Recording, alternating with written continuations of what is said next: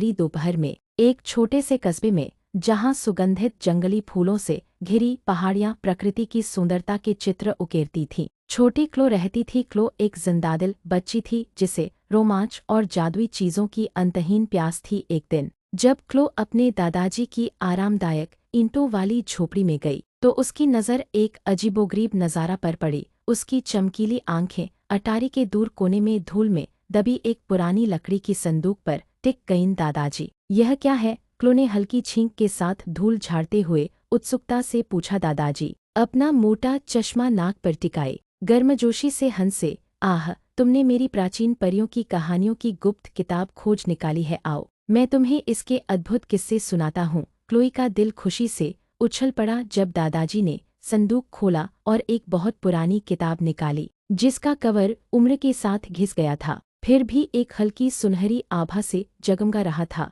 इस किताब में मेरे दादाजी के दादाजी द्वारा सुनाई गई कहानियां हैं, उन्होंने बताया। उनकी आवाज में रहस्य की एक फुसफुसाहट थी।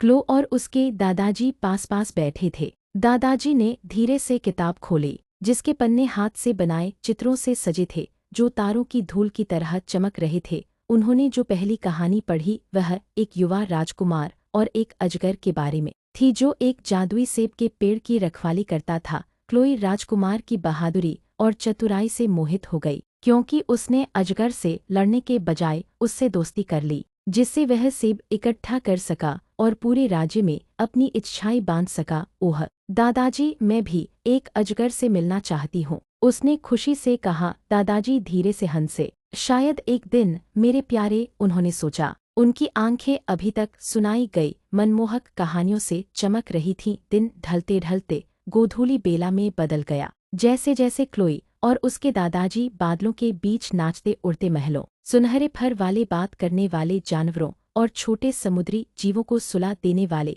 जादुई समुद्रों की कहानियों में खो गए। जैसे ही मखमली आसमान में तारे टिमटिमाने लगे, क्लो का दिल इन जादुई कहानियों से उपजी आश्चर्य और सपनों से भर गया। दादाजी ने किताब बंद करते हुए आने वाले दिनों में और भी जादुई कहानियां सुनाने का वादा किया।